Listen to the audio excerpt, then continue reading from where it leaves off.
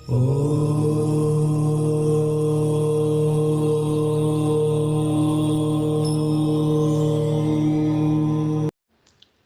Morning. நான் சென்னையிலேருந்து பேசுகிறேன். என் பேர் ராஜின் பேர். இப்போ எல்லாம் டாக் ஆஃப் த டவுன் வந்து நாயை பற்றி தான் இருக்குது. நிறையா அதுக்கான வீடியோ ஆடியோ எல்லாம் கேட்குறோம், ஃபோட்டோஸ் பார்க்குறோம். நாய் தொல்லை ரொம்ப ஜாஸ்தியாக இருக்குது அப்படிங்கிற மாதிரி.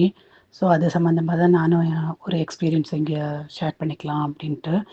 எங்கள் நாத்தனார் பொண்ணு வந்து பெங்களூரில் இருக்காங்க. சின்ன வயசு தான், ஆனால் பெரிய ஆஃபீஸர் ஒரு நேஷ்னலைஸ்டு பேங்க்கில். வந்து அவங்க வந்து ட்ரைனிங்க்காக 3 டேஸ் வந்து பக்கத்தில் ஒரு ஊருக்கு ட்ரைனிங்காக போனாங்க. போயிட்டு ஒரு 3 டேஸ் ட்ரைனிங். ஆல் ஓவர் இந்தியாவிலேருந்து எல்லா நேஷ்னலைஸ்ட் பேங்க்லேருந்தும் ரெப்ரசன்ட் பண்ணி எல்லோரும் வந்திருக்காங்க. பட் இவங்க பேங்க்லேருந்து இவங்க ஒரு ஒரு லேடி மட்டும்தான், என்னோடய நாத்தனார் பொண்ணு மட்டும் இருக்காங்க. மற்ற பேங்க்லேருந்துலாம் வந்தவங்களாம் லேடிஸ் ஜென்ட்ஸ் எல்லாருமே இருக்காங்க. 3 டேஸ் ட்ரைனிங் முடிஞ்ச அன்றைக்கி 3rd டே வந்து ஒரு 8 o'clock 8:30க்குள்ளே இருக்கும். எல்லாம் முடிஞ்சிருச்சு. அதை பற்றி பேசிக்கிட்டு அந்த இன்ஸ்டிடியூஷன் தான், அந்த ஒரு நேஷ்னலைஸ்டு பேங்க்கோட இன்ஸ்டிடியூஷன் தான் வந்து அந்த கண்டக்ட் பண்ணுது ட்ரைனிங் ப்ரோக்ராமை. அது சம்மந்தமாக எல்லோரும் பேசிவிட்டு இந்த அக்காமடேஷன் பக்கத்தில் கொடுத்துருவாங்க, கெஸ்ட் ஹவுஸு. அதுக்கு போகிறதுக்கு இப்படி நடந்து ஒரு 5-6 பேராக கும்பலாக அப்படியே நடந்து அப்படியே பேசிவிட்டு அதை பற்றி ட்ரைனிங் பற்றி பேசிக்கிட்டு அப்படியே போயிருக்காங்க. ரூமில் ரெஸ்ட் எடுத்துகிட்டு மறுநாளைக்கு அவங்களுக்கு ஃப்ளைட்டு நாத்தனார் பொண்ணுக்கு மத்தியானம் 3:30 மணிக்கு. அப்படி இருக்கும்போது இப்படி பேசிகிட்டே இப்படி வந்திருக்கும்போது ஆப்போசிட் சைடில் இருக்கிற இண்டிவிஜுவல் ஹவுஸ்லேருந்து ஒரு நாய், ஜெர்மன் ஷெப்பர்ட் நாய் வந்து பாஞ்சிட்டு வந்து எந்த இதுவும் இவங்க எதுவும் தொந்தரவும் பண்ணலை, எதையும் அதை கூப்பிடவும் இல்லை, அதை கவனிக்கவும் இல்லை. இவங்க பேசிகிட்டே தான் வந்திருக்காங்க. அந்த நாய் வந்து பாஞ்சு ஒரு 2 பெண்களில் வந்து வேறு ஏதோ பேங்க் அவங்களுக்கு நல்லா கீறி விட்டுருக்கு. இவ்வளோ வந்து எங்கள் நாத்தனார் பொண்ணுக்கு பாஞ்சு வந்து கடிச்சதுலேருந்து கையை வந்து கொதறி விட்டு வெளித்தோல் உள்ளே இருக்கிற தோல் அதுக்கும் உள்ள தோல் வரைக்கும் தெரிகிற அளவுக்கு அது ரொம்ப கடித்து கொதறி விட்டுடுச்சு கையில். அதுக்குள்ளே அது எதிரில் இருக்கிற வீடு வந்து டாக்டரோட டாக். அது டாக்டர் வந்து அவுத்து விட்டுருந்துருக்காரு வீட்டில், காம்பவுண்டுக்கு வெளியில். அது வந்து அப்படியே ஆப்போசிட்டில் வந்து இவங்களை வந்து ரொம்ப பதம் பார்த்துருச்சு. இவ லக்கிலி என்ன பண்ணியிருக்கான்னா, ஃபேஸை வந்து அப்படியே துப்பட்டாவால் ஃபுல்லாக கவர் பண்ணிட்டா. கண்ணையோ மூக்கையோ அந்த மாதிரி வாயை அந்த மாதிரி கொதறி எடுத்துனா என்ன பண்ண, அத்தனை பயத்துலேயும் அவள் வித்ஸ்டாண்ட் பண்ணி அப்படியே வந்து கவர் பண்ணியிருக்கா அதனோட ஃபேஸை. இருக்கிற கொலீக்ஸ் பக்கத்தில் இருக்கிறவங்கெல்லாம் உடனே வந்து இவளை என்ன பண்ணுறது அப்படின்னு சொல்லிட்டு ரொம்ப சூழ்ந்து இது நின்றுட்டு அந்த டாக்டர் அதுக்குள்ளே ஓடி வந்துட்டான் ரோடை கிராஸ் பண்ணி. வந்து நாயை வந்து கூப்பிட்டுட்டு போனதுனால அந்த டேமேஜோடு போச்சு. கையில் நல்லா கொதறி விட்டுருக்கு. 15 நாள் முன்னாடி இது நடந்தது. உடனே எல்லாருமா சேர்த்து அது வந்து ஒரு மிகப்பெரிய வந்து ஹாஸ்பிட்டல் இருக்கிற ஊர் அது. அதனால் ரொம்ப பேர் போன ஹாஸ்பிட்டல் அது. ஸோ வந்து உடனே அங்கே வந்து இமீடியட்டாக அழைச்சிட்டு போய் டாக்டரை எமர்ஜென்சியில் பார்த்து அந்த புண்ணு மேலே அது கொதறி வச்சிருக்கு இல்லையா, அந்த புண்ணு மேலே 16 இன்ஜெக்ஷன். 1 இல்லை 2 இல்லை 16 இன்ஜெக்ஷன். வலினா உயிரே போயிடுத்து மாமி அப்படிங்கிறாவ. அந்த அந்த பயம் அந்த எப்படி இருந்திருப்போம் அந்த ரோட்டில் எவ்வளோ பயமாக இருந்திருக்கும். ஓடி இருந்தாலும் இன்னும் டேமேஜ் ஆகிருந்திருக்கும். ஓடவும் முடியாது, நிற்கவும் அதோட கடியை பொறுத்துட்டு நிற்கவும் முடியாது. எப்பேற்பட்ட சூழ்நிலை அது.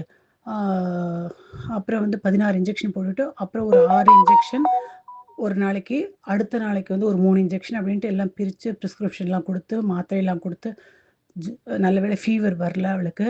இந்த மாதிரி ஆயிருந்திருக்கு.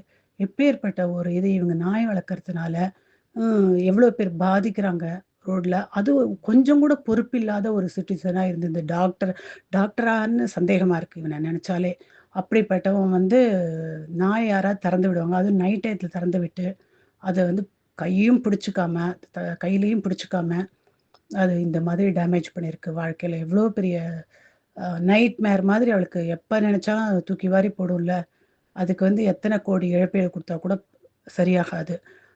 வந்து அந்த இன்ஸ்டிடியூஷன் சொல்லிடுச்சு, நீங்கள் வந்து நீங்களா கம்ப்ளைண்ட் இண்டிவிஜுவலாக போகாதீங்க, ஏன்னா எங்களுக்கு கம்ப்ளைண்ட் எழுதி கொடுத்துருங்க, நாங்கள் இதை வந்து எப்படி ஹேண்டில் பண்ணுமோ பண்ணிக்க முடியும் அப்படின்னு சொல்லிட்டு அந்த இன்ஸ்டிடியூஷன் வந்து அந்த டாக்டர் மேலே கேஸ் போட்டிருக்கு.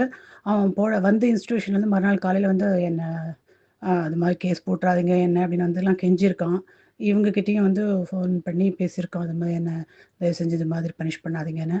நான் சொல்லிட்டேன் வந்து அது மாதிரிலாம் கேட்கவே எப்படி கேட்டாலும் கேட்கவே கேட்காது. என்ன காலையிலே விழுந்தா கூட அவனை மன்னிக்காத. முழுக்க முழுக்க தப்பு அவன் பேரில் தான், அந்த டாக்டர் பேரில் தான்.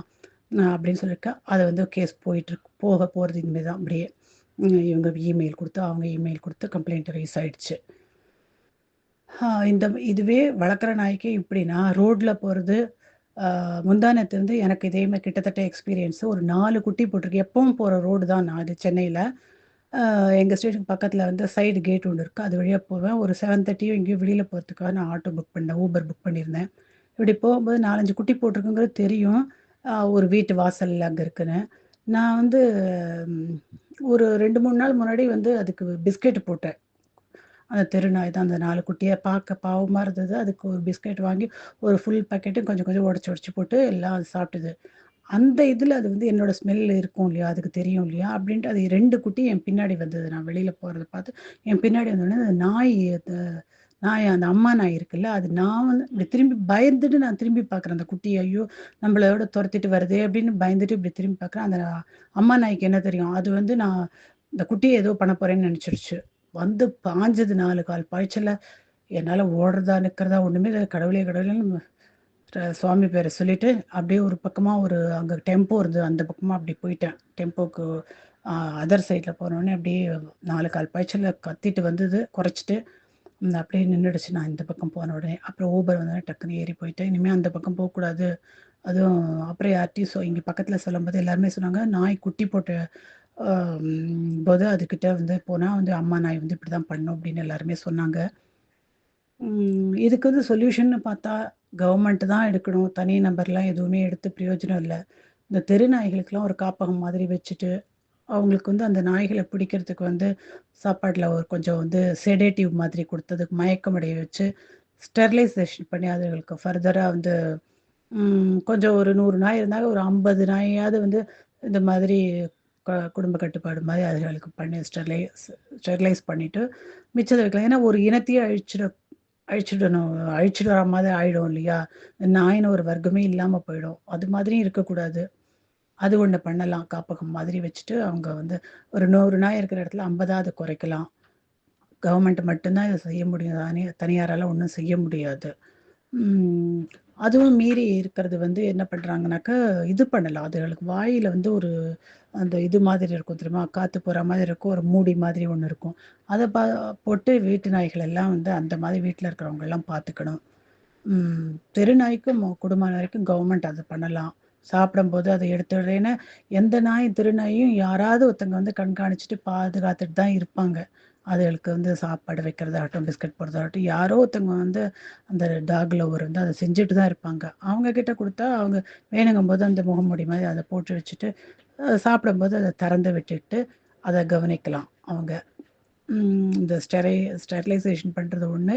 இந்த மாரி முகமூடி மாதிரி போடுறது. அதுக்கு வாய வந்து கட்டி போட்டிருந்தாக்கா, நம்ம மனுஷங்களுக்கு கொஞ்சம் பயம் இல்லாமயாவது இருக்கும். முக்கியமா நாய்கள் காப்பகம் வந்து அதிகமா ஆகணும். ஆம் ப்ளூ ப்ளூ கிராஸ் மாரி இருக்கிறவங்கலாம் என்ன பண்றாங்கன்னே தெரியல. தெருநாய் ரொம்ப அதிகமாயிடுச்சு இப்பல்லாம். எங்க போறதுக்கும் பயமா இருக்கு. இதுதான் ஒரு சொல்யூஷனா நான் நெனைக்கிறேன்.